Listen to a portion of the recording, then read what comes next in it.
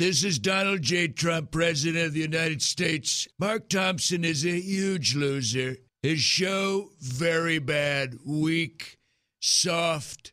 But if you're interested in crap and you're a communist, you can go to edge-show.com. I don't recommend it. This is Mark with the intro before the intro. This is like an intro to the intro. I just wanted to let you know, if you look at your scorecards in your playbook, here's what's coming up on this episode. We'll talk to Judge Judy's former boss, who now writes a column on media and politics. We'll get into politics with Michael Shure, who does like a drive-by visit with us. It's pretty short, but it's fun. Also, comedian Jon Ross, who left California for the simpler life in New England, stops by and talks about the political environment now and the impeachment hearings. And we'll start things by speaking with J. Elvis Weinstein about the fires that consume my neighborhoods, destroyed so many homes. Spoiler alert, my home made it. Thanks for being here. You're listening to The Edge. Join us on the web at edge-show.com. Welcome to the show. I'm Mark Thompson, and I'm here with J. Elvis Weinstein, the original voice of Servo, also a documentary filmmaker, one of the stars of The Fiddling Horse. So that's... I like the surprise in your voice now that you've seen it. Yeah. That I actually am one of the co-stars of the movie. You have a substantial role, sir, yes, in this film. film. It was big. Yeah. I know you thought I was just fluffing up my part. I don't think I felt that you were fluffing up your part. But I know you're going from zero to major part in one movie. Yeah, it was weird. They're actors who toil for years in Hollywood before they get a chance to, buff out a movie the way you have. Yeah. Yeah. I toiled, but not at that. Yeah, you were toiling in other stuff. Yes. This is the beginning of our show, and I want to say welcome.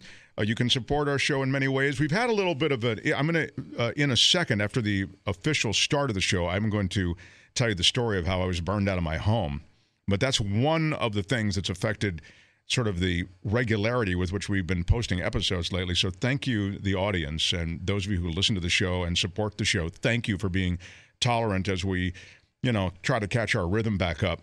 But all the ways that you do, many people do shop Amazon. Let's face it, there's a reason they're a $1 jillion company. And if you're going to shop them anyway, why not do it through our website, edge-show.com. By the way, in addition to me being burned out of the house, the website had all kinds of issues. These I don't even understand. Yeah. And so that, I was getting emails going, hey, what happened to your website, blah, blah, blah. So that's now all solved. Okay, good. And it's required a little additional capital investment, and that's where the audience comes in. So if they shop on Amazon through our website, edge-show.com, it's the same Amazon you would normally get to, only we get a little piece of whatever you buy. We don't know what you buy. We don't know how much you spend. You don't get charged any extra. We just get a little percentage. Yeah, so there's that. And when I say we, I mean Mark. Edge-show.com. Anywhere it says Amazon, you go in an episode, it'll say shop Amazon. That's where you click, and then that's your Amazon. The other way is people do send us PayPal contributions, and we appreciate that very, very much. What can I say? It's humbling when we get them, and I really very much appreciate it. That's the other way you can support the show. And also, your subscriptions just help keep us alive in the iTunes universe. So when you subscribe, that helps move us to a little bit of a higher position in the queue, in the search engine, algorithmic, whatever. Nice reviews help, too. 5 stars and good reviews help as well. Thank you. Super important. 5-star reviews. And just a word or two going, like it, catch it when I can, whatever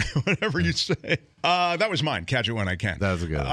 I will tell the story of being burned out of my home. We also have a guest today to talk about politics and television, and Judge Judy and Dr. Phil gets referenced in this episode.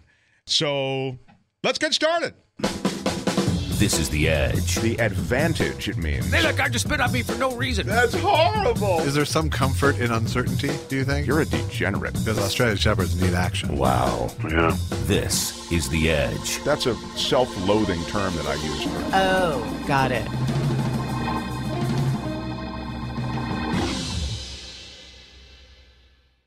So J. Elvis Weinstein, this has been a lousy end of October, beginning of November, late November, and early December for me. Yeah. Yeah, it has. I can vouch for you. For those who don't know, you live with an anxiety about fire in Southern California because the place catches fire quite a bit. And where I live in Southern California, I live way up high, 1,100 feet up.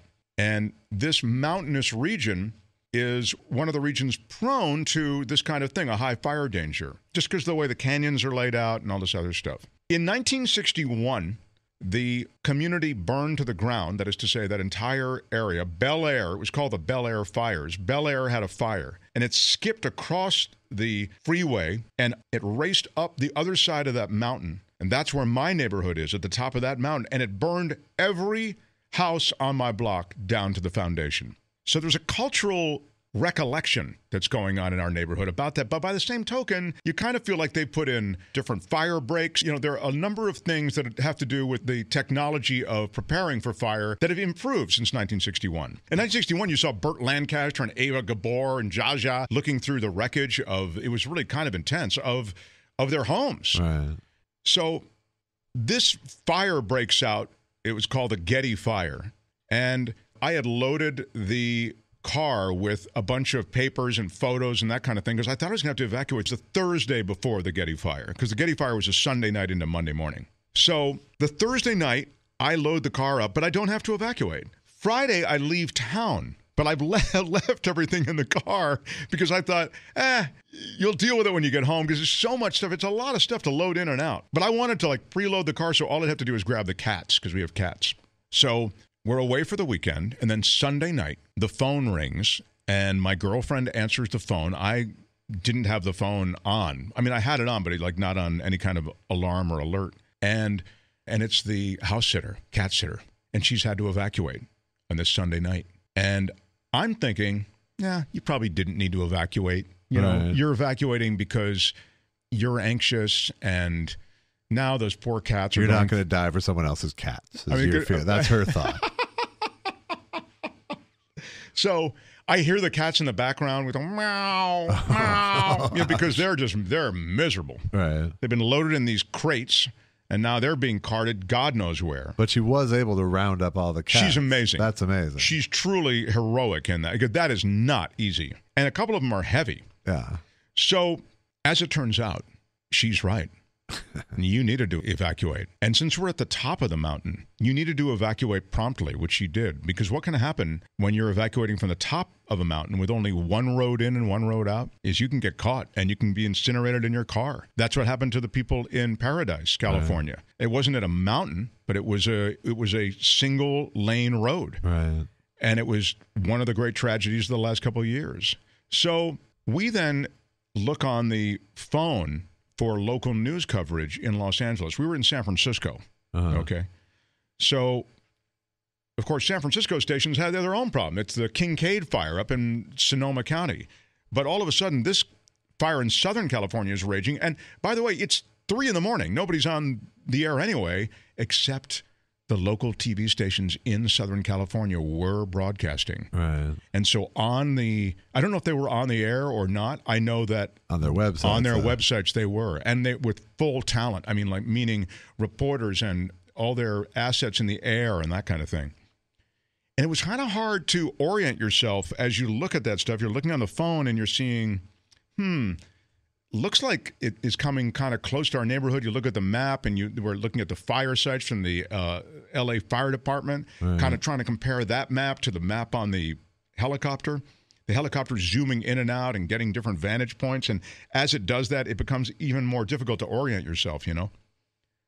And I remembered, I had this knowledge. I said I remembered. I had this knowledge that the helicopter guy was a guy who I got the job at Fox. I brought him in from the outside. Wow, okay. Okay, he's there because I brought him in. And he's great. Like, it was like one of the great decisions and moments of advocacy I've ever had in my career. Yeah. Because he's just so talented. This guy, Rick Dickert, is his name. He's still there. You're not. So So I texted him. I thought, if you're ever going to, because I try to leave him alone, but if you're ever going to text a guy, you could do it maybe while your house is, possibly going to be on fire. And we started to text back and forth. And then other people at Fox started to text me because they all knew where I lived. Okay. And it was pretty amazing because there was an outpouring of concern and of a desire to help with information that I just never would have thought they'd have. I mean, that anybody would have in that moment. There's just so much going on. No one slept. And he asked me to circle my house on a map that he sent me, a map that is a perspective from the helicopter. So it's kind of a marriage of their image and an overlay map. Okay. He said, which one of these houses is yours? Just want to be sure. And I circle mine. And he says something to the effect of, the fire is coming up and burning homes on that street. Wow. Then, this all seemed to happen sort of in this order. I get an alert from the security system. There are security cameras that are on at the place. And up comes an image of those embers, the embers you see in these fires. But imagine like a snowstorm of them, a blizzard of embers. Just on camera, on your phone. On camera, and you can see that hitting the window and outside the living room, because that's the living room security camera that is showing me the image. Okay. And I turned to Courtney and I said, well, the house is not going to survive this. I mean, you don't have that kind of ember presence without a fire being. So this is a camera there. like pointing out towards the Pacific? It's pointing out. It's coming out over your house and raining down on that side of your house. Right. It was unclear where it was coming from. It was just tons of embers. But you're right. You couldn't see any flames, only embers. Okay. And then the bedroom security camera, which looks out from the bedroom side through a very small break in the curtain, that actually showed fire. Wow. I mean, flames, big ones. And what you're seeing is the flames across the street. Okay. And they're coming across the street and hitting the wall of my house. My house is surrounded by a wall. Right. And so it's burning all that vegetation. And if you go up there now, all the vegetation is burned away. And you're seeing these flames. So between the embers and that, I'm thinking there's just no way this house is going to survive. You think you're watching your house burn down on your phone. And then, of course, the security camera loses power and goes out. Okay. And so now I'm just watching the local news, and it's still dark. Right. And with daylight, it became apparent that the neighborhood burned. 3 homes, and there was actually 1, 2, 3, 4, 5, 6 homes in that area. But on the block, it was 3 plus 1, a little bit down. My house survived. And I woke up that morning just to get myself into this story, and I hear that they're talking about a few homes have burned in Brentwood. Then they mentioned the name of the street that leads up to your house. So then I woke up and was like, I texted you at that point, and you said, "Yeah, I've been watching my house burn down from San Francisco all night." And then I turned on the TV, and they're interviewing you on Fox TV 11 with you on the phone and a guy on your property, like shooting into all your windows with the camera, like showing your entire house, and which was like both like. As a friend, I'm going, well, this must be nice for Mark to see that his house is okay, but also very weird that they're now broadcasting the contents of your home on television and the location of it. So. It was true that, extraordinary circumstances dictated sort of this extraordinary thing. Normally, that would have really bothered me. Yeah. But in that case, he was doing it as a favor, a deliberate. Yeah, no, it felt like that. Right. It felt like the people on the station loved you and were like going, Mark, no, look, it's okay. It's okay. Yeah. And I still get emotional when I think about it because it was so difficult. That was such a tough period, and you just don't know what's going on, and your life is being turned upside down. Right. And this is from a guy whose home survived. There are people, my neighbors, who I knew and know, they're gone. They're not going to be able to live there now for a long time. I'm not going to be able to live there for a few months because the roof was destroyed and a bunch of other stuff that sort of is not visible when you sort of first inspect it. Right. That all has to be worked on. Did the roof burn substantially, or is it just burned enough so you have to replace it? Burned enough. It's burned in spots, and it's tough to know what those spots are, and whatever, they washed it down, and it's leaking here and leaking there. So, yeah. And then, again, there's all these marks of where the embers burned through on the back deck. Right. The bottom is the back deck savable? I don't know. So, the 2 people said you need to replace the whole thing because of the heat. Cause the chemical compounds to separate or something. I don't know. Oh, boy. Then the bottom part of the deck is sort of there with like these slats that are all wood, and they're burned. Wow. So you saw flame that really had gotten all the way up from that side. So the house wasn't just being burned from one side. Okay. It was wild. So just to kind of wrap up on it, it becomes, well, what do you do now? You can't live in the house. The place smells like ash and smoke and, not even just a regular ash and smoke like you might smell at a barbecue joint. It's got that construction material smell. It just smells like really unhealthy. Right. Like chemical plastics burning. So there are these remediation teams that come in. They're all over the neighborhood. They came in and they took everything out of the house. It's all being cleaned. They're cleaning other parts of the house. The carpet's all gone. It's all being handled that way. And then we're in temporary residence, Honestly, it's nice, but I'm used to my house and everything, even podcast-related stuff and broadcast-related stuff I do there. I'm very grateful that we're okay in terms of the house and that we're okay physically and that the cats made it and that, the pets are made it and all that. Once you're past that, now it just sucks a little bit. It's just hassle. Yeah, right. Yeah. It's hassle, right. And you feel like just horribly hassled and everything costs money and, And then do you get like that backlash of survivor guilt then too? Of like, that hasn't kicked in yet. No? But Okay. Well, no one was killed. No, I just mean like, well, at least my house, at least I have a house. I think if somebody had lost their life, I might really feel differently. That's different. I mean, they have a place in Palm Springs, the couple that was essentially retired living across the street from me. Actually, there's one story, though, about them. So the smoke from the fire was coming into the house, and she wakes up, and she wakes him up. And she looked on her phone or whatever at the fact that they needed to evacuate. And she says to him, we got to get out of here. We have to evacuate. It's a mandatory evacuation. And he said, I'm not evacuating again. We've evacuated before, and nothing ever happens, and I'm going back to sleep. Leave me alone. And he does go back to sleep. Wow. And she does leave him alone. So 45 minutes go by, and now you can see flames racing up their hill. And now she wakes him up and says, we're leaving now. And he does leave, I think with just literally the shirt on his back. There was just, so much for the go bag. Right. And they just got in the car and they screeched out of there. And that house burned to the ground. Wow. And that's the house right across the street from me. She told me, we've been there 42 years. It's time to leave. Really? So probably get a good deal on that if you want to make an offer, Jay Elvis. Say, I'm ready. You and I, come on. Expand Neighbors? I build Forget a big archway between the homes. Exactly. Yeah, I like it. So that's that.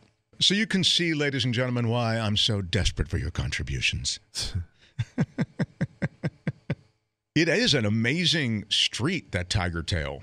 That's the street in Brentwood because LeBron James lives in the lower part. He had to evacuate also. Right, I remember, yeah. And there are a lot of homes, but I have a cousin up in Mandeville Canyon. They also had to get out. It's pretty crazy, man. It's scary. But I mean, now you just have to tough it out, build back, hope the neighborhood builds back, and then in a few years you sell. That's right.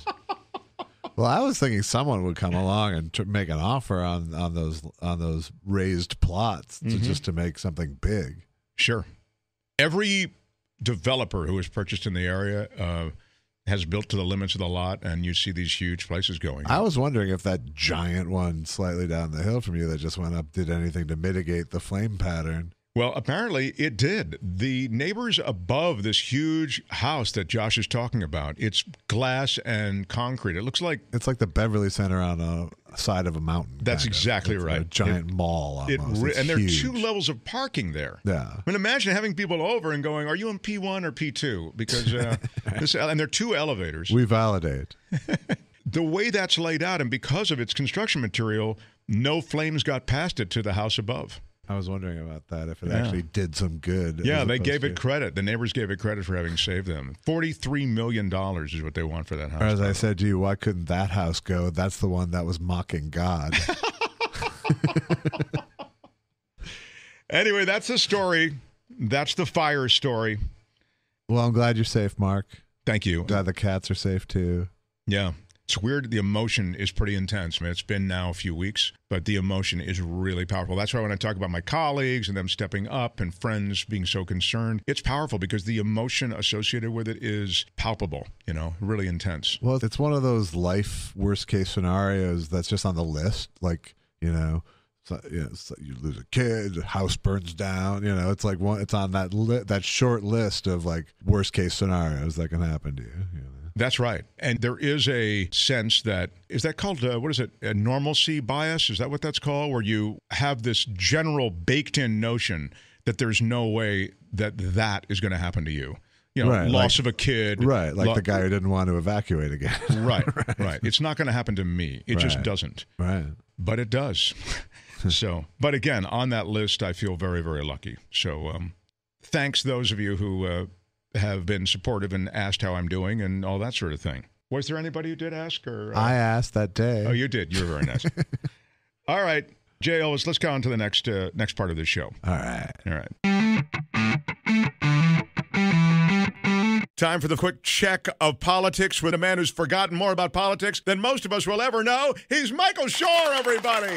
Yeah. Thank you so much. Thank you. Yes. It's great to be back. It is great to be He's here. run out of excuses for why he can't be here. He's our pal, Michael Shure. Now, Michael, I can't stand this line, Mark. I just can't take it. I always want to be here. It's my favorite thing I do. And the pay is fantastic. now you're offending me. How dare you? You cannot say you love your country. You've been on the road, and I always like to hear, and I like the audience to hear where you've been, because it's sort of a reflection of where a lot of the politics in America sits. So what have you been doing most recently? Well, most recently, I was at the Judiciary Committee hearing on Capitol Hill on Tuesday, Wednesday. They all run into each other, which was when they had the constitutional experts, the law professors there before the Judiciary Committee, which was the day before the Speaker announced that she was going to press ahead with impeachment. Can I make a point about that? You know, these are learned people, all of them. And I thought they, in hours of testimony, most of which will never be seen by anyone. I mean, I'm talking about, the average American. I thought they were quite pointed in their own way about those things that they felt were impeachable, abuses of power, reflections on the Constitution, and this sort of thing. Yet, the one thing that, of course, got viral was the mention of Barron. And it wasn't even done in a bad way. It was just literally, it was a lame kind of reference the professor made. Right. She thought it was apropos, but it was totally appropriate. It was not offensive, but it was a way to distract. And listen, the children of people in politics are always the third rail unless they themselves get involved in it. Like, you can talk about Liz Cheney now. You couldn't when he was vice president. So I think that when you do this, and of course Liz Cheney wasn't a child either. Barron's 13 years old. She wasn't doing that. She wasn't demeaning him in any way. She was making a play on words. That's exactly it. Here it is. What comparisons, Professor Carlin, can we make between kings that the framers were afraid of and the president's conduct today? So kings could do no wrong because the king's word was law. And contrary to what President Trump has said, Article 2 does not give him the power to do anything he wants. And I'll just give you one example that shows you the difference between him and a king, which is the Constitution says there can be no titles of nobility. So while the president can name his son Baron, he can't make him a baron. And that's it. That's it. As Michael says, it's a play on words. She's making a point. I mean, I sort of called it a lame reference. In America, we don't have royalty. In America, we don't have royalty. The president is not a king.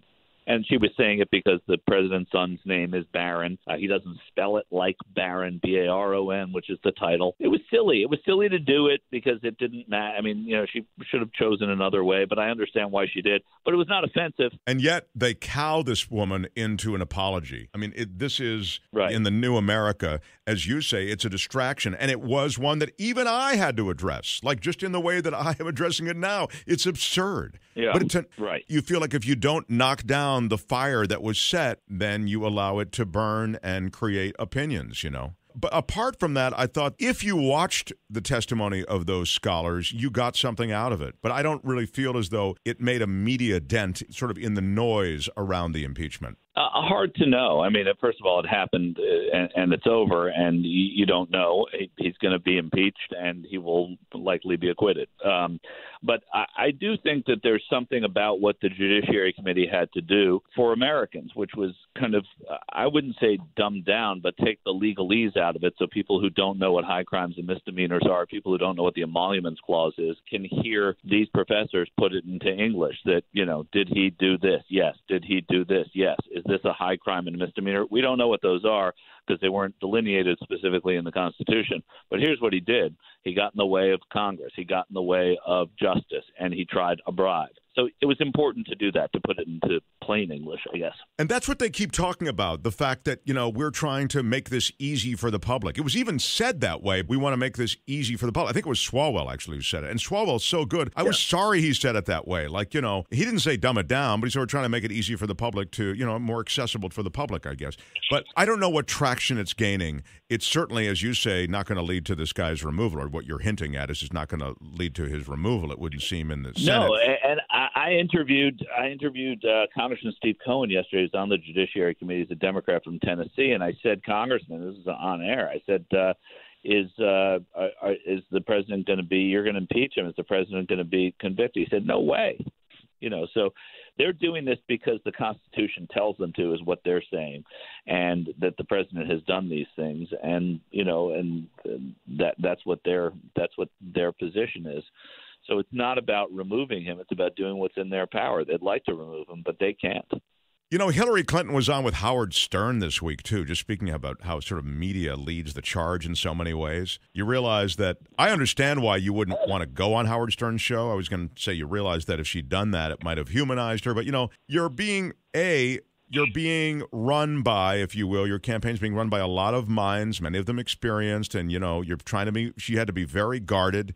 She was – being filleted in all the conservative media. And I can understand how you might be a little gun-shy on Howard Stern, but it turned out it was, one big wet kiss to her. The other thing is, it would have been then. It would have humanized her, and she was running against some. It wasn't like she was running against George H.W. Bush. She was running against somebody who said things like "grab her by the pussy" and was making fun of mentally retarded people. And I think that there is no question that it would have helped her. I said it then. She should go on. His audience is one that is forgiving, and his audience is one who had a certain, like so many Americans, perception of who she was that was inaccurate. She's a funny lady. She's a warm lady. Anyone who knows her and worked for her. People on Capitol Hill, they polled the staff, right? She was the senator who was most loved by her staff when she was a senator. These sorts of things did not come out. They've never come out about her. That was a perfect avenue for her. I said it then. And would she be president now if she went on Howard Stern? Of course not. Nobody knows that. But it would have helped. Well, Michael, we have to wrap up with you, I'm told, because we have you for such a short time.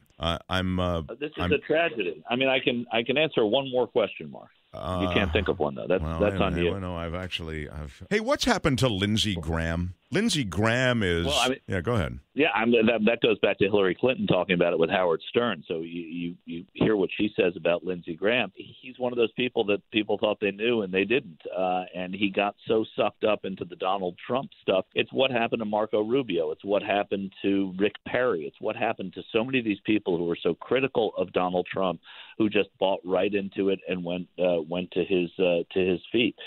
Nobody really understands what happened to Lindsey Graham. But Lindsey Graham, I would say, was never all there. He was someone who was an impeachment manager, a House manager, which meant he tried to prosecute Bill Clinton for the House managers in the impeachment in 1999. And he was someone who played toward the center, said, I don't see it. And then, of course, he went right in and impeached President Clinton. So, he's always someone who's tried to tease you almost in a Susan Collins-like way and has always fallen short of that. Well, that's very well said. I mean, he was really defined as, one of those people who loathed Donald Trump, and yet here he is. Yeah. I was told by somebody who's a kind of a Washington insider that he just likes to be in the orbit of the White House as closely as he is now. I've also read stuff that there's compromise on him, I don't know what's true, but he sure acts like a guy. That's all speculation. Yeah. It doesn't explain much about how he behaves. I mean, it's speculation. We always speculate when we don't know, and there's something curious about it. But people don't get it with Lindsey Graham. He would have had a lot of currency as the most outspoken person on the Hill against this president. But maybe that's naive of me to say that. And maybe that's not the currency he wanted,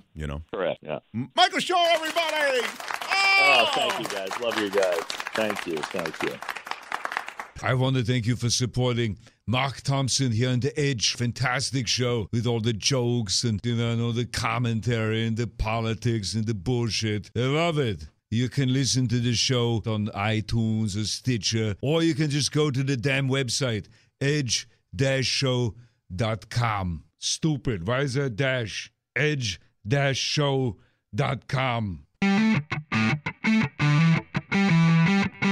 Welcome, Jon Ross, comedian, writer, producer, you. picked up stakes and moved to New England from bad, awful Hollywood, decadent Hollywood. It's not that bad, other than has a tendency to catch fire once in a while. Well, it's particularly brutal. I don't even think the fire part went into your original equation as to why you'd leave the place. No, there are a lot of things that I can say negative about Southern California, but I don't think that is helpful. Anyway, the point is you've come back for all kinds of high-power meetings, but your real life is there in New England. And yes, Western Massachusetts, the Pioneer Valley. And you've regaled us with stories of the life on the quasi-rural environment that you find yourself. And I encourage people to go back and listen to Jon Ross tell the story of becoming a rural carrier, as he's called, a postal carrier, right? Isn't that what they call rural carriers? A rural carrier. That's the guy who drives around in the mail truck and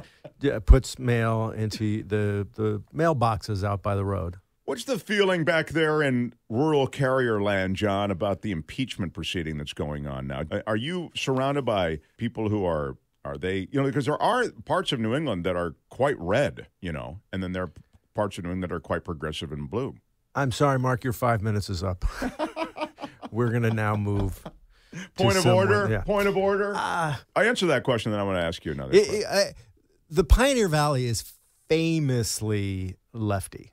Where I live is, what do they call the Five Sisters? Is the colleges. You had Amherst and Smith College and UMass and Holyoke, and it is a very commies, libtards. It's Smith College is where they invented lesbians. So what's that statue look like? But yet there is a lot of farmland around, and there are, and my daughter goes to school with kids that are what she calls Trumpies. Yeah, and. Or they'll say that so-and-so is, he's kind of Trumpy. Yeah. And it's a weird thing, just in general. I think that somehow those who work the land and who somehow identify with this president, who, of course, has not a day or a moment of working the land or any sense of working the land. The hypocrisy is, it's that old what's the matter with Kansas thing. None of it makes any sense. You can kind of tease it out and figure out why. And I think at the root of all of it is racism. That's really... Well, it's certainly identity about the country. And maybe that's a nice way of saying that, Yeah. This impeachment testimony, after watching a bunch of it on the first day, do you feel as though it's going to change anything? I mean, first of all, you do have to kind of get into the parliamentary part of it. That's, you sort of have to wade through that. It's not too intense, but at times it kind of gets into a back and forth. And there is a kind of plotting narrative that's being laid out on both sides, even though there are different voices involved. And some of those voices are more dynamic and others are a little more sort of legalese in the way they lay it out. At the end of all of that, do you see it changing opinions? Well, I seem to remember listening to a few Radio Labs, maybe. I don't know if you're familiar with that podcast. Sure. But scientific stories that basically lay out the fact that no one ever changes their mind about anything. Almost never. So it is difficult to see how this is going to change anyone's mind, because nothing changes anyone's mind about anything. I really didn't know this. Yeah. This is kind of new information for me. It's because true, I though. do change my mind about things. So you're saying I'm a real exception? It seems so. It seems that most people do not change their minds, and certainly about big things. And with the amount of propaganda that's out there now, you can selectively find the facts to back up whatever position you want.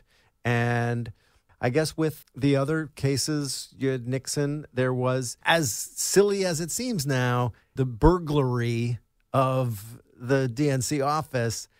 At least it was, people recognize breaking into something is a crime. Like, that's illegal. I get that. And with Clinton, it was, okay, he lied to get, that's a crime. And, people don't, the crime is a little bit more nebulous here, even though it's so much worse. Like, at the end of the day, what's actually happening, it affects more people, and people die because of it, and people get enriched because of it. But where's the actual crime that people can relate to in their lives? You know what I mean? Like stealing something. That's true. I mean, just on your lie thing, though, on Clinton, I mean, here there's lying going on all over the place. I mean, it's just a question of where you want to say, well, he lied about saying that there was no linkage between, he's lying about saying that he was going after corruption. He didn't even mention any other. So you're so concerned with Ukrainian corruption that you don't even mention any other, like even a Ukrainian name that you could have just had handy, you know. You only mentioned Joe Biden.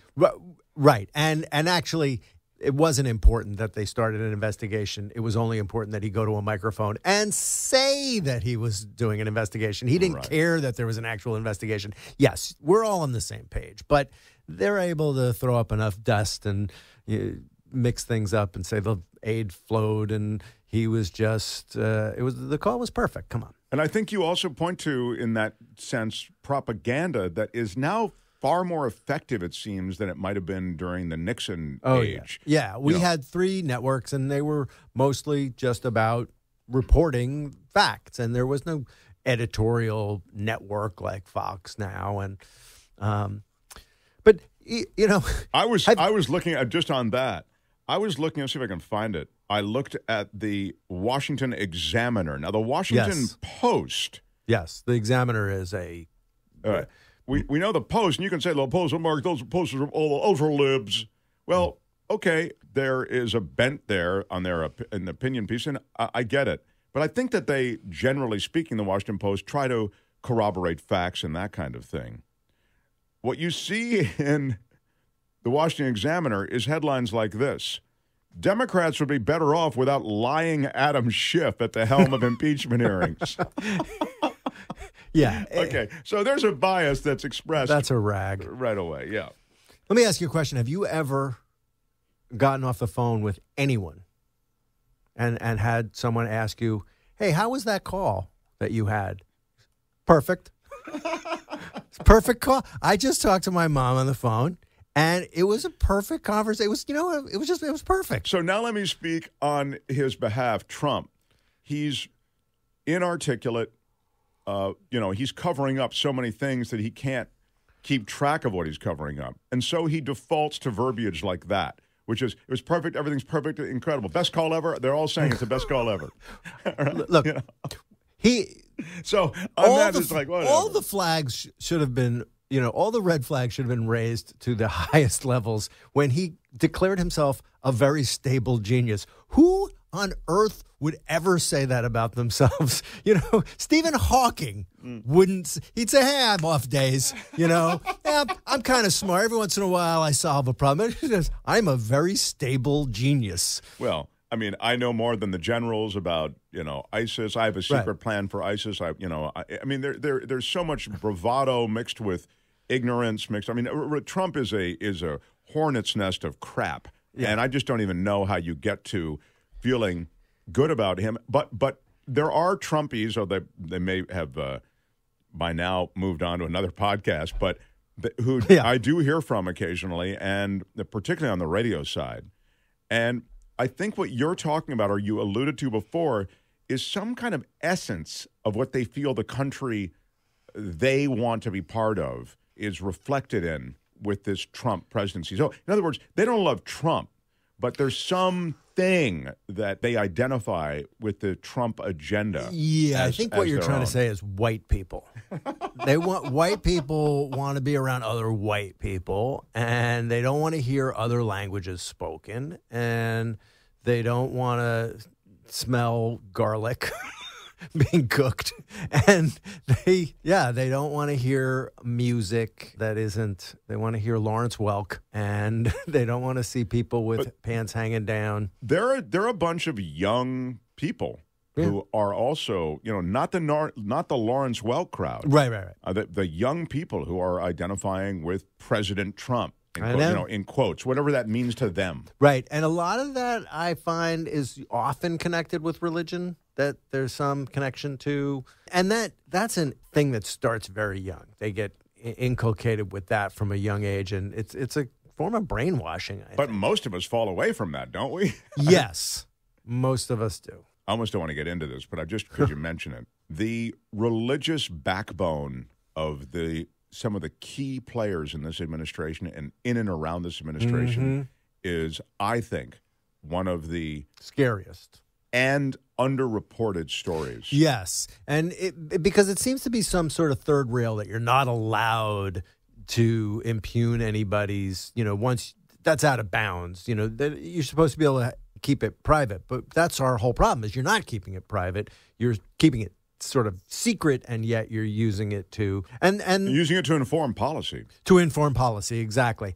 And of course the hypocrisy or the irony or both is that they're shaking their fist that the ISIS wants to have a theocracy, and yet they're trying to build a theocracy. Here, it's just our theocracy, so it's okay, as opposed to their theocracy, which is evil. That's exactly right. Yeah. There is a jihadism about what they're doing. And if you look at the Supreme Court appointments, look at Leonard Leo. I've mentioned it on this podcast before, but for those who might have missed the episode, if you go back and look at Leonard Leo, Google it, just read it, go on a deep dive yourself. You look at whatever sources you want.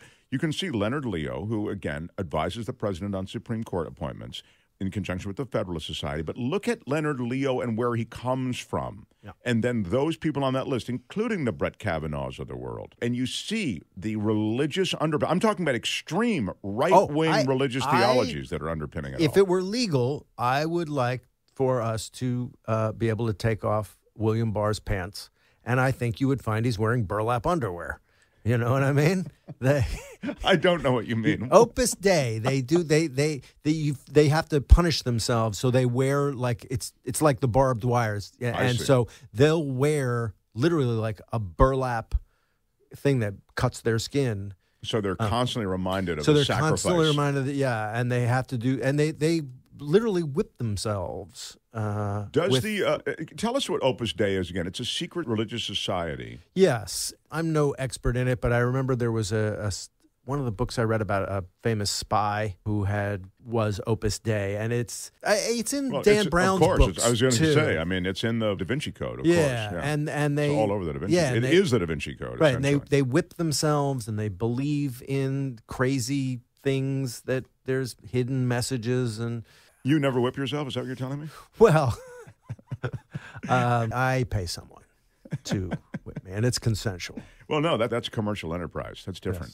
Yes. Look, I think it's also, yet another irony of this administration that a guy who, doesn't want to darken the door of a church and certainly doesn't have any aspect of his life that reflects any Christian Have you teaching. Seen that hilarious video that went around where he was appearing on some Bible show?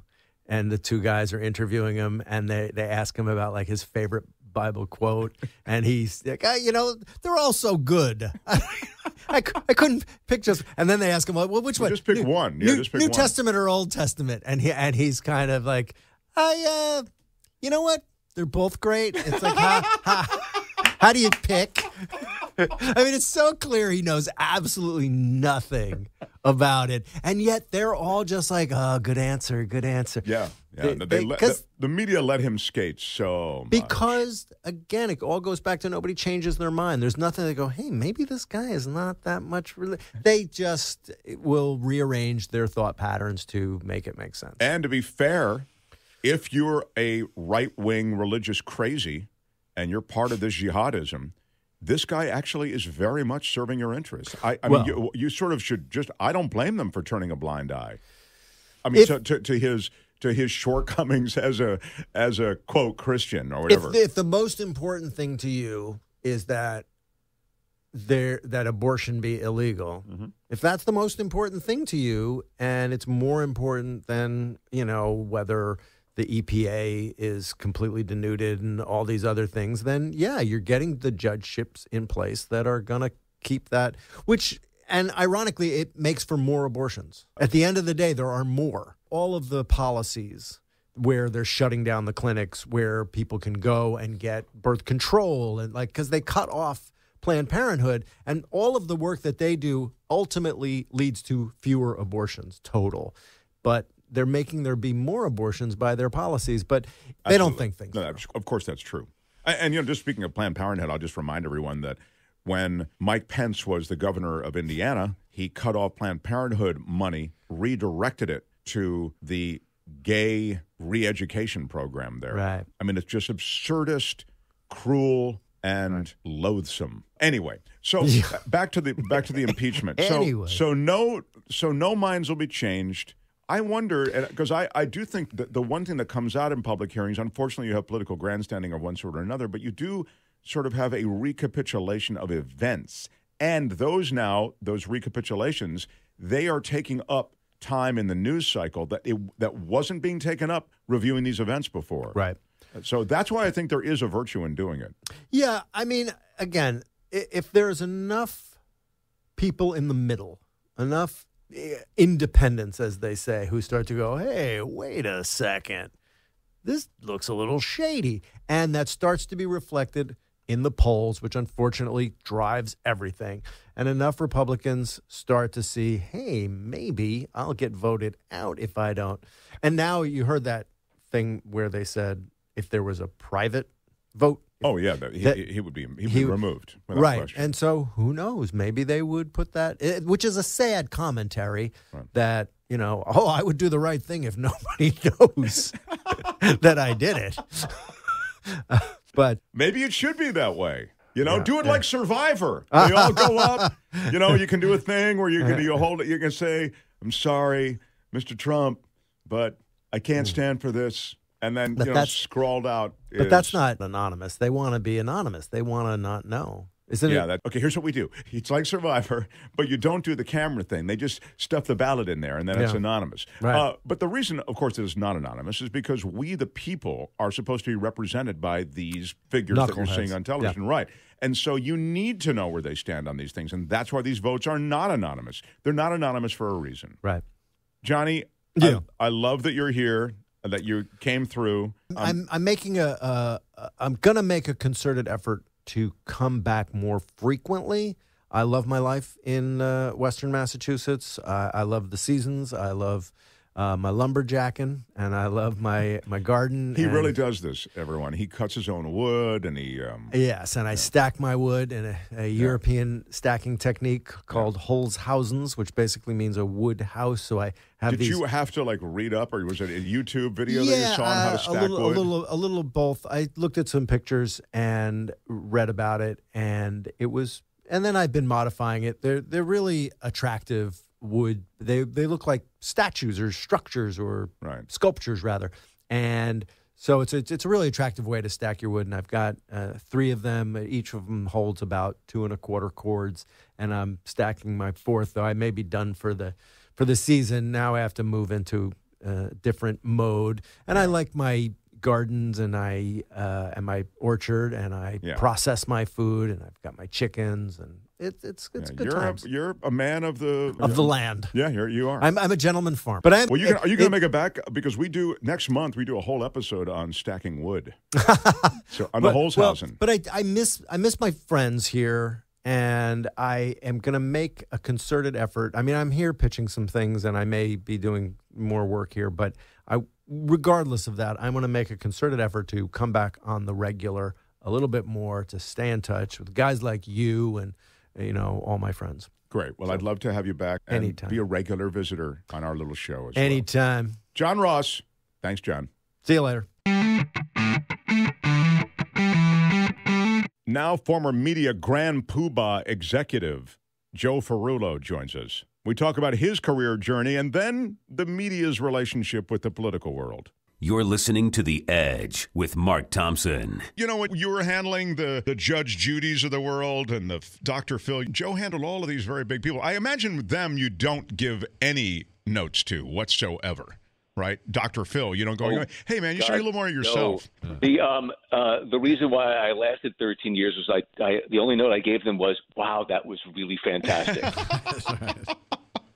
Wow, how did you do that? That is brilliant. What version of great are you going to be today? Right, exactly. Exactly. I had a thesaurus app ready to go.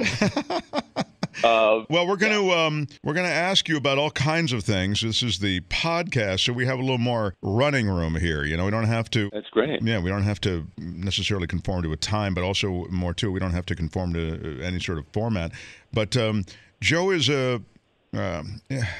he's a major television executive who left television And, well, I want to say you produced television for many years, and then you went on to the executive side, right?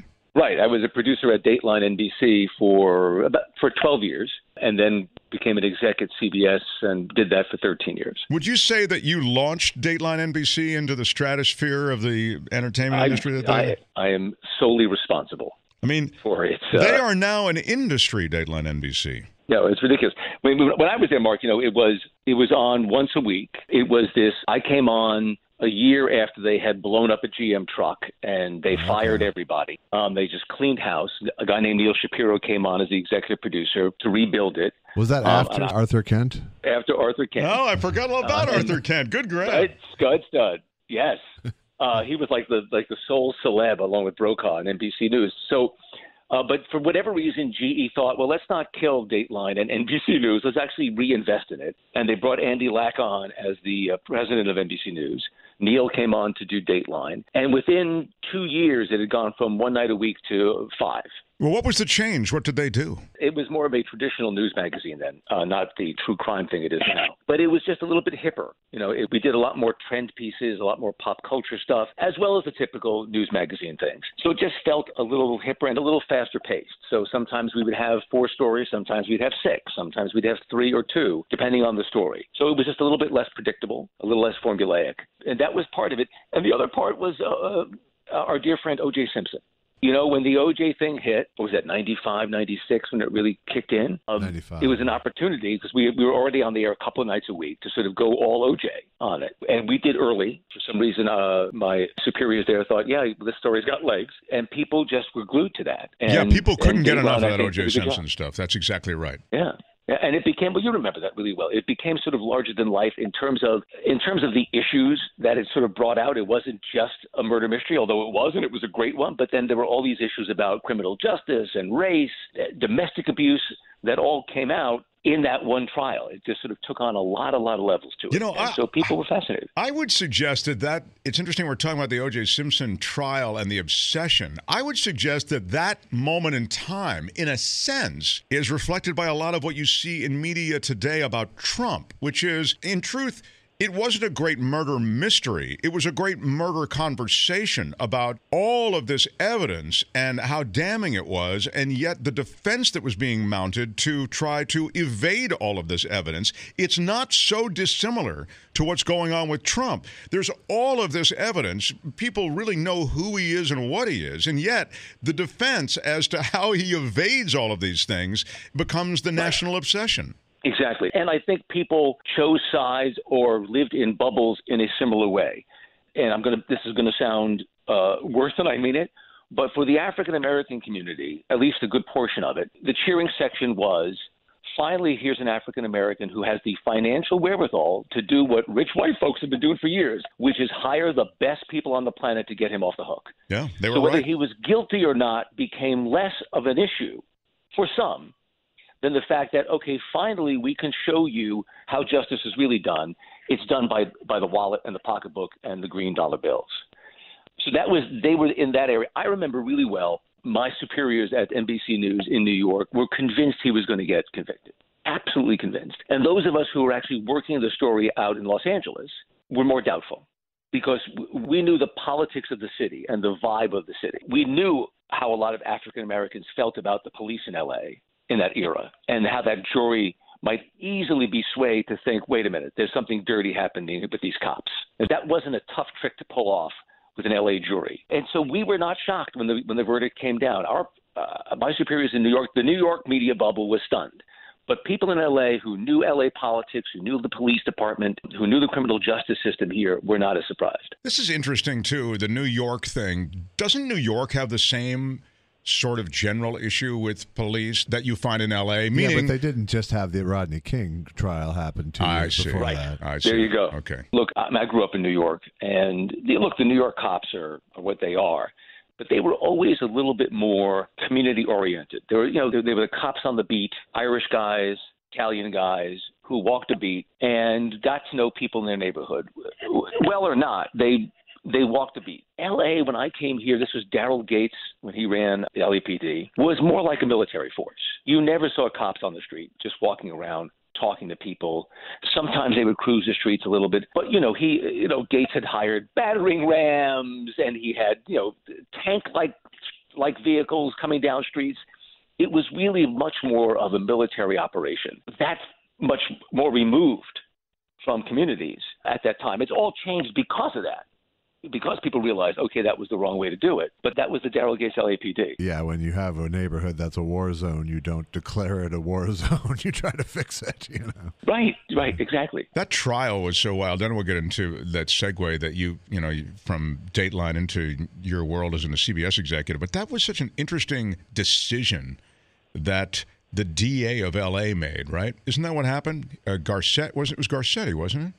Right. He made the decision to take that trial downtown to a downtown jury. It was going to be in Santa Monica because Santa Monica was the area in which the crime actually happened. But he took it downtown to avoid the appearance of a racially biased jury. Isn't that kind of what happened, Joe? Exactly. Yeah. Exactly. Garcetti made a couple of what turned out to be not great moves. That was one with O.J. And you remember with Rodney King, he took it up to Simi Valley. Oh, right. Because he didn't want the cops to think he was stacking the deck against them by putting it downtown. Simi Valley, that's where the as cops everyone live. knows, who lives in L.A., is where all the cops live. Right. This is, for those who don't know and see the name Garcetti, this is the father of the mayor of Los Angeles. Isn't that right? Yes.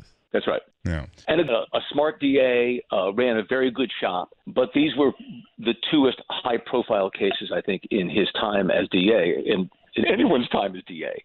And he just made those mistakes well-intentioned. As you said, I think he was trying to avoid certain bad appearances. But in the end, those cases didn't go his way and caused a lot of damage. Well, I think there was a real question at the beginning of the OJ trial as to what community would claim him. Would he be claimed by the West Side people, or would he be claimed by the black community? And so that's why he wanted to move it out of Santa Monica, was so that they couldn't claim he was claimed by the West Side white people. Oh, that's interesting, because you're right. I mean, O.J. was not an advocate for African American rights. No, he was the first one out of town, meaning out of the African American part of town. And it's not just where he lived. I mean, his life did not reflect any commitment to that community. Exactly. He considered himself, at least according to all the reports I've read and biographies of him and documentaries I've seen, a white guy. Right. Or without race would be the best.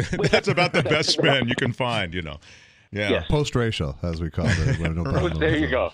There you go. So this is interesting, because I never realized that the Dateline world benefited. Now that you recount these events, it makes total sense. The Dateline world then benefited enormously from the obsession with OJ. You couldn't get enough. You couldn't get enough of the evidence, of more analysts. I mean, every lawyer in America who could speak well and show up on television was showing up somewhere. Absolutely. And that was also the time when the cable channel Court TV exploded.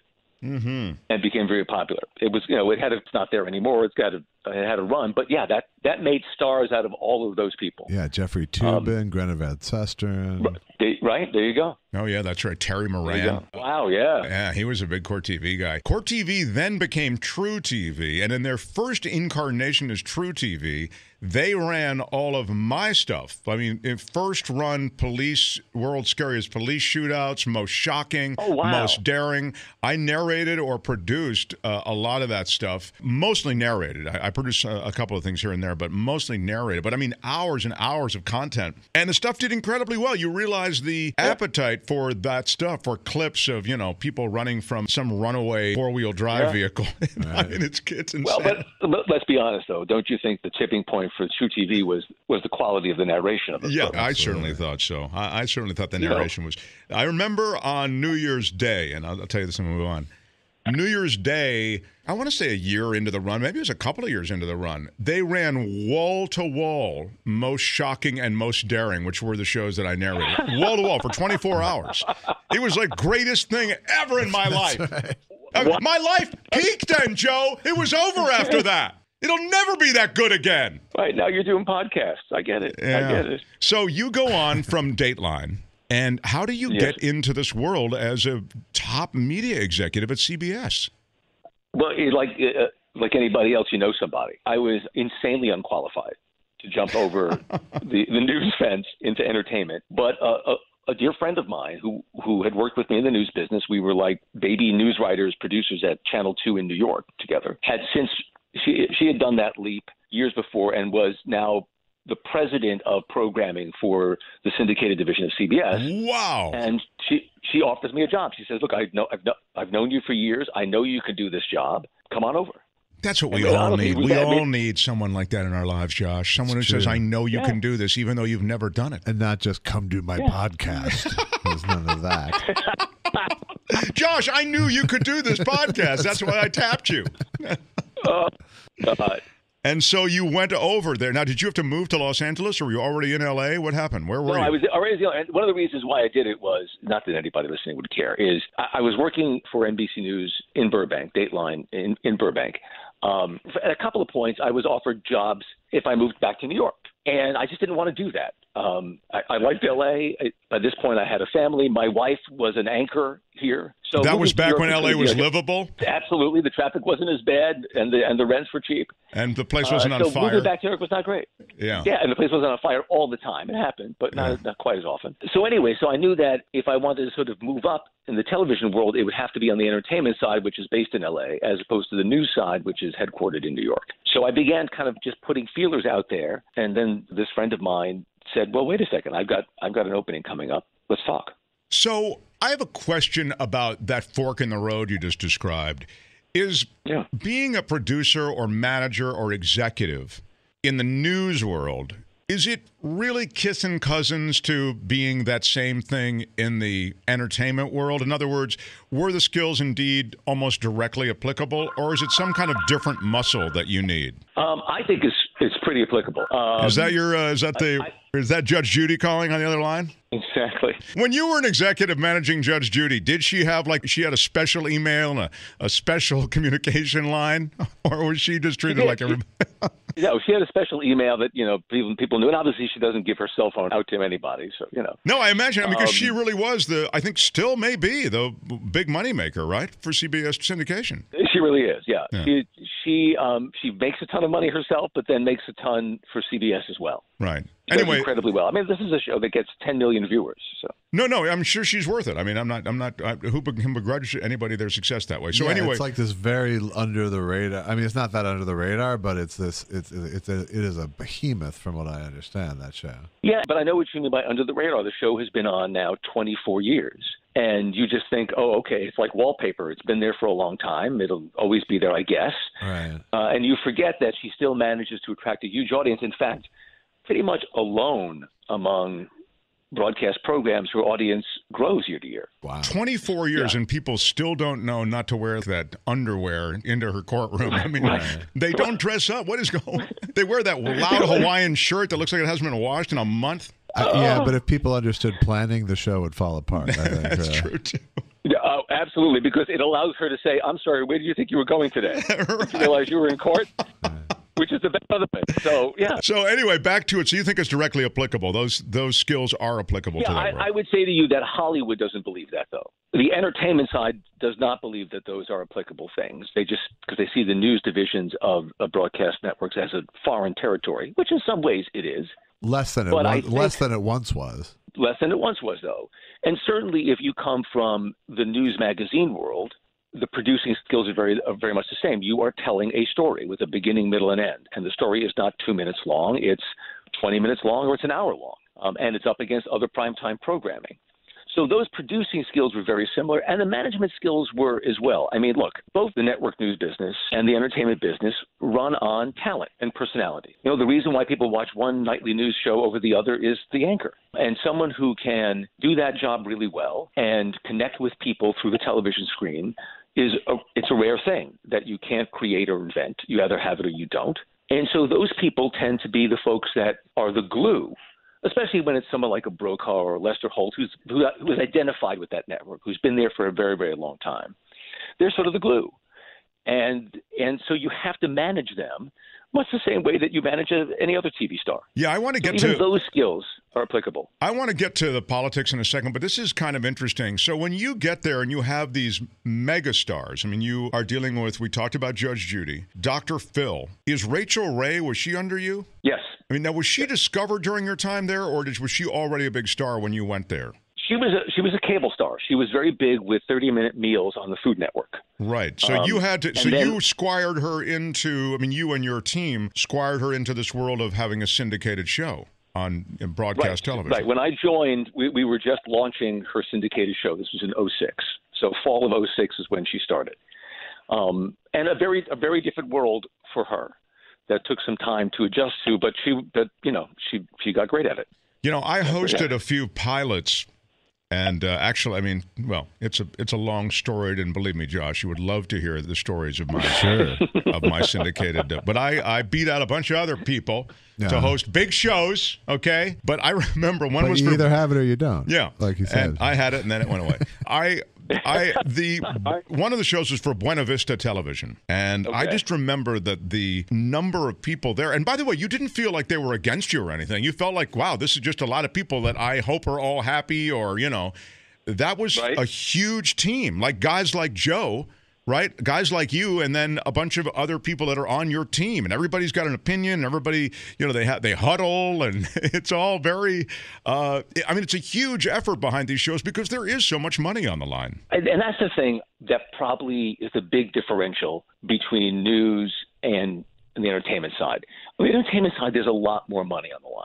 The production costs are more expensive by and large, and the upside can be greater. With the exception of a Today Show and the money it can make, or a news magazine back in its heyday. Not anymore. They're still profitable, but not quite the same way. But yeah, it's an incredible amount of money at stake in all of these things, which is one of the reasons why you have these layers and layers of executives who died. That's why there are a bunch of Joe Ferullos, walking around. And they're all so nice. I was the host, and I remember I did another show for Universal Television, and it was called He Says, She Says. I was the He Says, just to be clear, all right? All right. And thank you. I was going to come at you from a whole other angle, by the way. It was the gender part of so many different issues. So they wanted me to be like super arch. Almost. I mean, I was a misogynist on the show. It was just awful. There aren't that many issues that are separated by gender in terms of their perception. Really. One of the pilot shows was there could never be a woman president. Not because she wouldn't win. Mark, you take the indecent position. Yeah, but because there's something intrinsic in being a woman that, I mean, it was intellectually indefensible. And I said that. I said, this is morally and intellectually indefensible. And they said, yeah, well, that's what we need for the show, though. Right, you're fired. So, now, by the way, and also a format that was set up to fail. Because in syndicated TV, your audience is women. Thank you. So they don't want to watch some know-it-all guy tell them how stupid they are. They get that from their husband every day. The test, they do these focus groups, and the test group came back saying, the audience really doesn't like Mark. No kidding. I'm saying the most heinous things imaginable. But they really don't. It's not a love to hate situation. They just don't like you, Mark. There was the other episode was about driving, and they didn't have a problem with me because I was kind of funny in that one. Yeah. But so it was two starkly different results, and I'm thinking, of course, because they actually toned down a little bit of the vitriol and we reshot it. But it was just, as you say, even in its best incarnation, it was set up to fail. Yeah. But I just remember tons of executives caucusing about all these things we're talking about.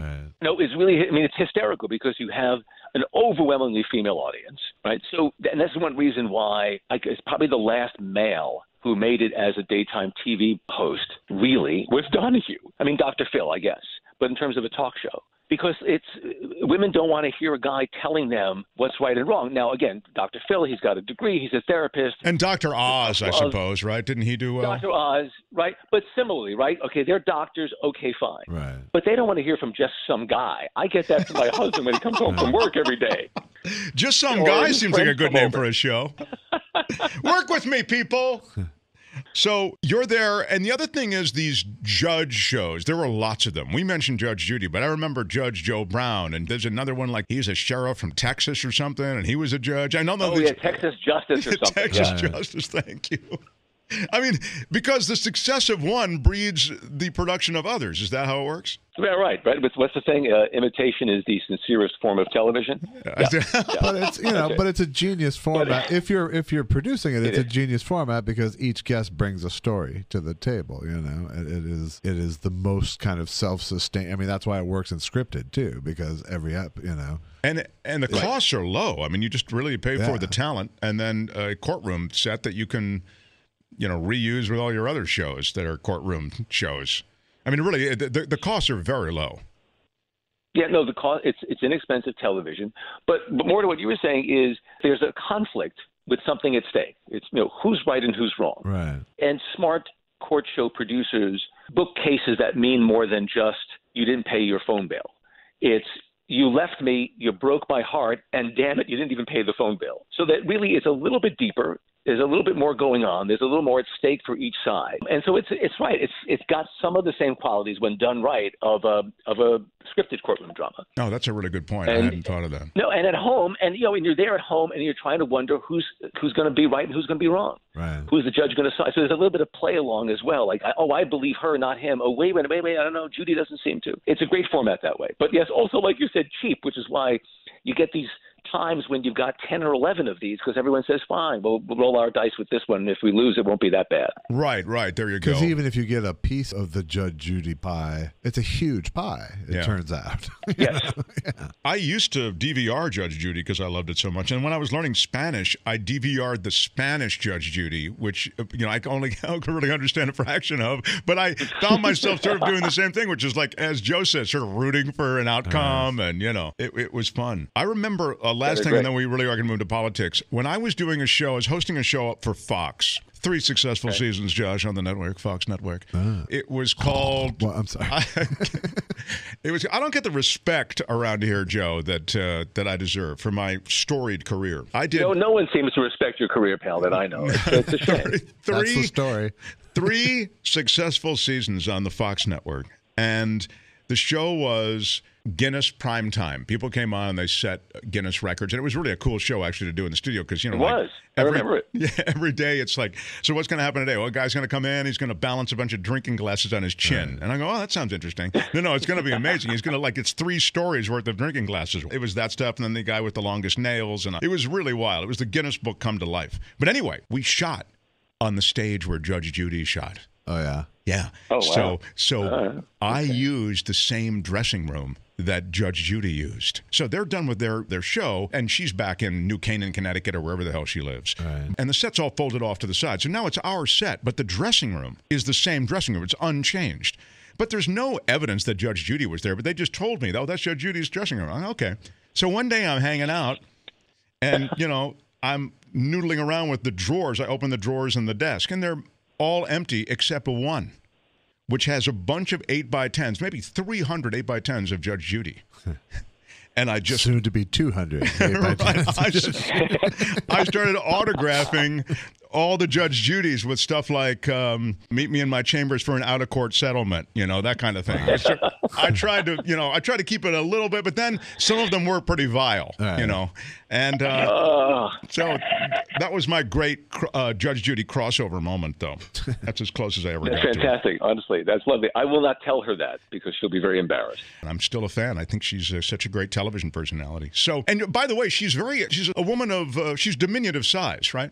She's about 5'2". Yeah, because I remember 16 Minutes did a profile of her, and they're walking along, and I thought, oh my gosh, she's much shorter than, because on the bench she has a grandeur, and you just assume that this woman who's 6 feet tall is going to come out from behind that bench, No, I don't. That's part of the reason why she's so popular, because she is this small lady who just casts a big shadow, and people are just delighted that this little woman is screaming at people 3 times her size. Yeah. She's like Ruth Bader Ginsburg's evil twin. There you go. Yeah, she's an RPG. All right, so let's talk some politics. One of the great things you've done is you've applied so much of what you've talked about here, just in kind of a broad way. You've applied so much of that world of television and media to analyzing today's politics as covered by television and the media. It's not just television. television, but all the different platforms. But it does seem as though the politics of perception are defined by the media. And so that's why this beat of yours seems so appropriate for these times. What has happened as media has covered politics in the last 10 to 20 years? Well, I mean, look, what's happened most recently is you had a guy who ran for president who did not go out and kiss any babies, right? Trump did no retail politics, right? You never saw him, going to some barbecue in New Hampshire or, walking down some main street in Iowa. He did none of that. He held big rallies, did some commercials, and went on Fox and tweeted. Zero retail politics. It was all media-driven, and he won. And every one of those rallies was covered from nose to tail on every network. Right, and he knew it would be, right, because there's that unpredictability about him. What's he going to – we can't not cover it because he might say something. Right? He might say something out of the box. But they didn't have to cover it live. Soundbite. Right.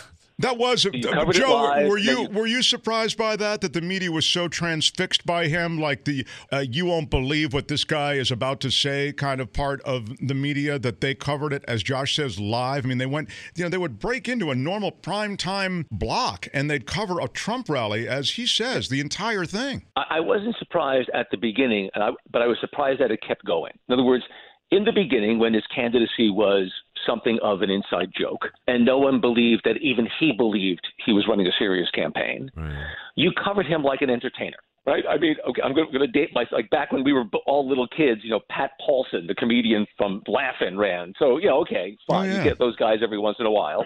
So he was that guy. He was the entertainer in the race who was soundbiteable, bigger than life, went down the golden staircase to announce his candidacy. Great. Would say outrageous things, knowing he was never going to win anyway.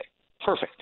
And so you had it covered for the entertainment value. As he became a serious candidate, and it appeared to be he might even win the nomination, the fact that they still covered him as if he was an entertainer was, I think, wrong. They were wrong. They still covered him wall to wall, everything he did. Listen, by that point, it was clear he had a cultish fan base, so I guess they were playing to that. He was good for the ratings, and they couldn't step away from it. But at a certain point, his candidacy was not funny and needed to be covered less as if he were an entertainer than as if, okay, this guy could be president, Mr. and Mrs. John Q. Public, so we're going to go at it that way. But you just touched on the real reason that they did that, and that is the ratings. That is the eyeballs. Yeah. They just saw that this guy was, frankly, reinvigorating cable news. Absolutely. Absolutely.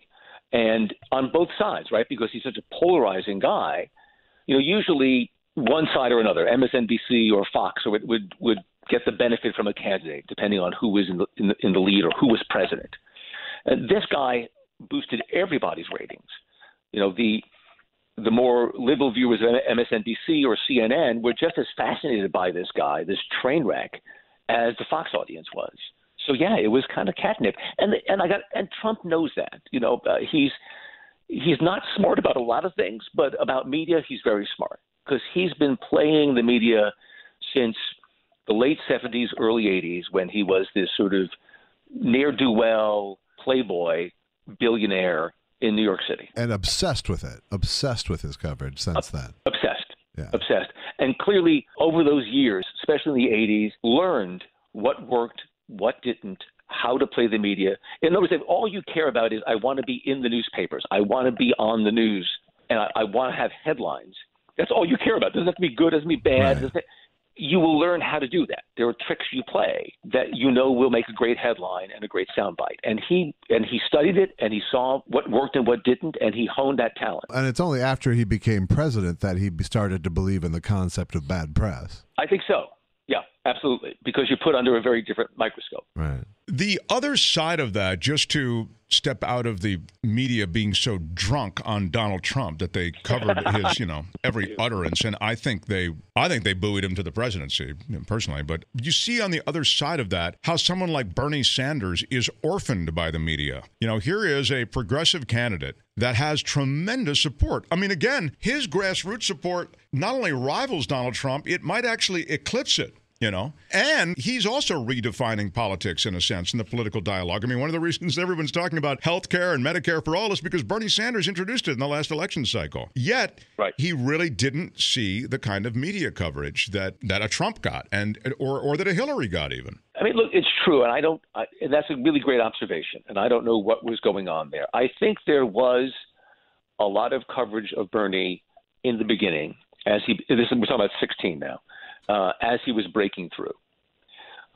Again, because once again, as in 2008, Hillary supposedly had this thing wrapped up. And suddenly here comes someone out of nowhere, as in 2008. And this time it was Bernie Sanders, who was always sort of a gadfly in the Congress and in the Senate, and a gadfly for the Democrats because he was this independent socialist from Vermont.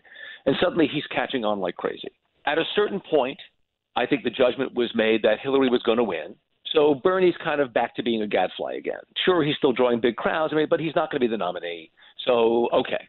Whereas Trump was growing and growing and growing toward the nomination against a much bigger field. So it was a better story that had a better ending. Well, I'm going to ask you about the Russia thing in a second, but let me just, because we're talking about sort of overall things, take a shot at something that's happened. In the last 20 years, we've seen issues tossed to the side, almost get no real discussion on television. I mean, almost literally no real discussion. And instead, the media coverage, when we talk about it, of these candidates is obsessed with a kind of gotcha moment on the campaign trail or the email server that is scandal or gotcha or gaffe. Listen, you're right, and I just think in television, it's about ratings, right? And, for a while, the broadcast networks had to do X amount of public service broadcasting in order to keep their licenses. That's been loosened. The fairness doctrine basically went away, where you had to put on an opposing candidate, an opposing point of view in any political discussion you had on radio or television. So all those things that sort of regulated and required good behavior, good civic behavior on the part of broadcasters went away. And then you had a whole bunch of new people on cable, now on the internet, who didn't abide by those regulations anyway. It didn't apply to them. So it became this free-for-all. And I think everyone tried to scramble for the same stories that seemed to be sticking with the public.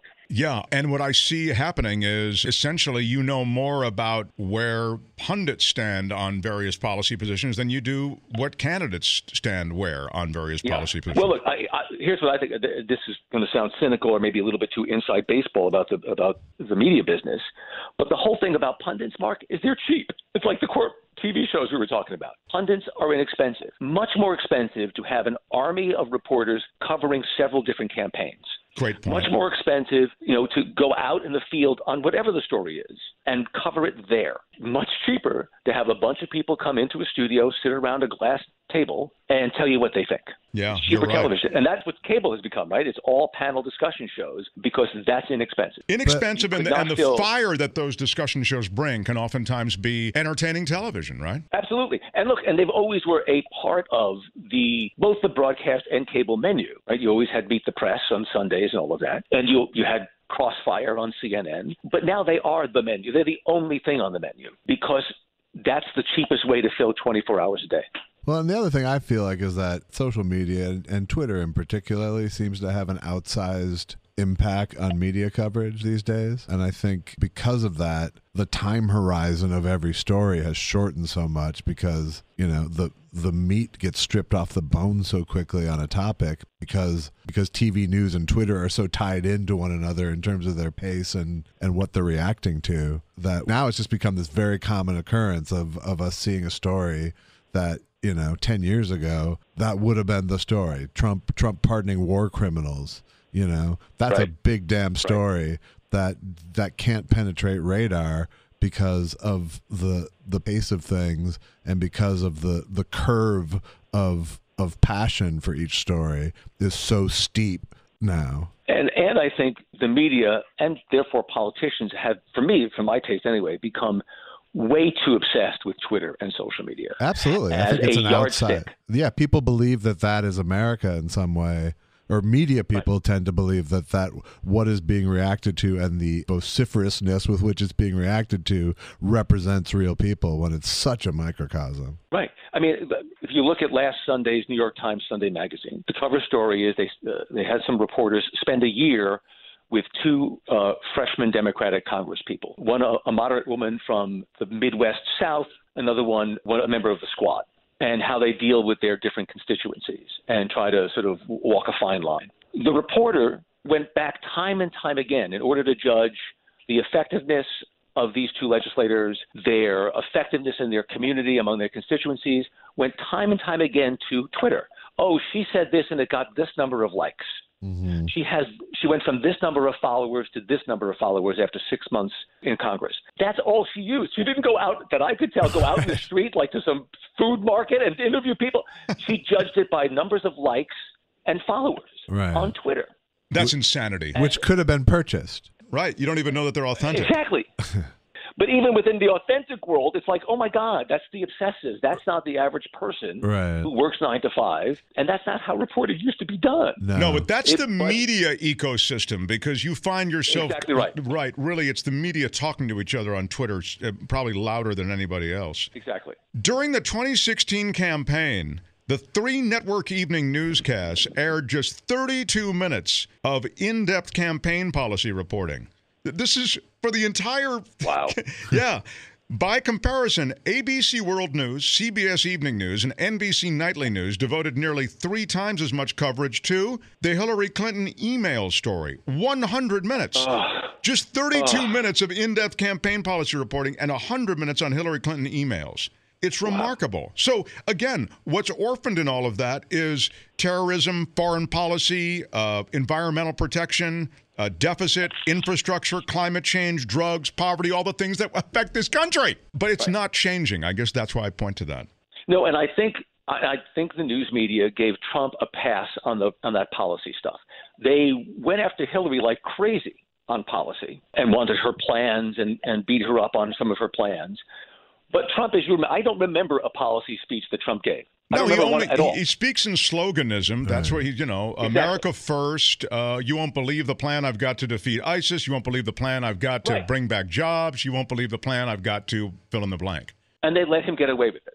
Yeah, it really. That's why I say I think the media won the election for him. I mean, I was just going to say, when you talk about Syria, I mean, really, if Trump was asked, Mr. Trump, you are wanting to be president of the United States, can you give us a sense of your understanding of the region? What countries border Syria? Just give me 1 or 2. I defeated ISIS. Right. It would be his answer. Right. But I just don't think that even the lowest threshold of knowledge could be cleared by Trump, the candidate. No, and the media never really pressed him on it until it was too late. He was already going to be the nominee. And then I think they all just assumed Hillary was going to win by double digits. I mean, tons of articles in the New York Times and the Washington Post and on network news about how Republicans were going to possibly recover from the disaster of this awful Trump shellacking they were going to take. Well, and that's why I think that the media felt so okay about themselves equivocating with Hillary all the time, is they felt like, well, we're tearing this Trump guy a new asshole. We might as well go after Hillary as well, so people won't think that we're anti-Trump, and Hillary's going to win anyway. So we might as well just try to tear her down as well, so we look fair. Right. I totally agree with you, Jerry. Totally agree that it was. Look, she's going to be the president, so let's start being tough on her now. Right. Yeah. Now to the Russia story. You did a column in The Hill that I thought was right on. It speaks in part to what we're speaking of, which is the story of Russia and Ukraine and how the media really are unwitting co-conspirators in perpetuating a narrative that's just propaganda. Right. I mean, it was just what we were talking about. We now know, we've known for a while, beyond a shadow of a doubt, that the Russians hacked the DNC and released 20,000 emails through WikiLeaks over a period of days leading up to the Democratic National Convention in 2016. And the media, it was a feeding frenzy over these 20,000 emails, the most interesting of which was John Podesta's risotto recipe. But they were treated as amazing news, an inside look at the campaign. They led day after day after day. The Russians, very smart, knew that would happen. also probably knew that the general public would conflate the DNC emails with a Hillary email problem. So it seemed like, oh, my God, she's in trouble again with emails. What's going on with her? Right. And the media went along without, it seems to me, in real time saying, wait a second. First of all, is anything here really news? How were these emails hacked? By whom? And what was that person or entity's agenda? And those questions were never asked. And I think if, as they were covering these email releases, they led each story with a sort of advisory that says these emails were hacked by the Russians and released to be timed with the Democratic National Convention. Just as an FYI reader, here you go. I think most people reading those stories would have read them in a very, very different way.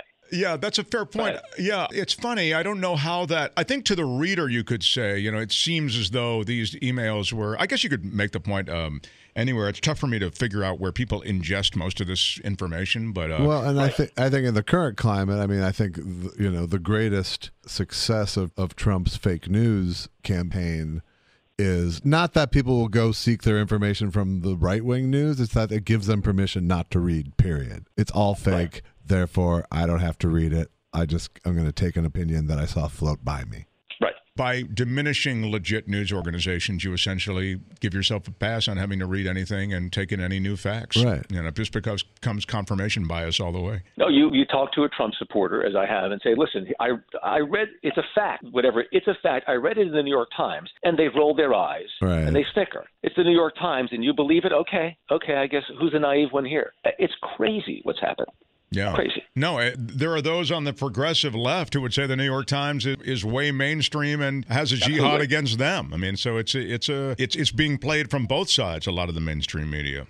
Well, Joe, we love that you took time to visit with us. And I want to say, I really feel it was a nice little bonus that you took us down the world of the entertainment executive part of your life. So thank you for that. Well, thank you for asking. I don't know how interesting that is to anybody, but you, sir, thank God. Yeah. But thank you. Josh, before I excuse the witness, do you have any other things you want to do? You have a question for Josh about his legitimate film role, his starring role in the soon-to-be-released, what's it called again? It's called The Fiddling Horse. The Fiddling Horse? Yes. The Fiddling Horse. Okay. Yes. That sounds like a stag film from the 50s, but I'm sure it's fantastic. Well, if it has that kind of legs, I'll be happy. Joe Ferullo. No, listen, if Mark says it's great, it's great. It really is a fun movie, and Josh is really terrific in it. It's a good watch. Now, I'm blushing. All right. Hey, Joe, thank you for spending some time with us once again. We appreciate it. And you can read Joe's stuff in The Hill. You can follow him on Twitter at Ironworker1. It's the number 1. Thank you, guys, very much. Yeah. Nice to meet you, Joe. Good talking to you, Mark. Good to meet you, Josh. Take care. All right, Joe. We'll talk again soon. Take care, buddy. That was fun. Yes. He's a very smart man. Indeed. All right. Thanks, J. Elvis. Oh, my pleasure. Mm-hmm. That's our show. That's this episode, a big jumbo episode. Hope you got some stuff in there that you enjoyed. Thank you for all the ways you support us. If you want to reach me, you can do it at edgewithmarkthompson@gmail.com. edgewithmarkthompson@gmail.com. Again, thanks for being here. Thanks for the 5-star reviews and for sharing and all of that stuff. And until next time, bye-bye. Subscribe to The Edge with Mark Thompson on iTunes or on Stitcher. Edge-show.com. Edge-show.com.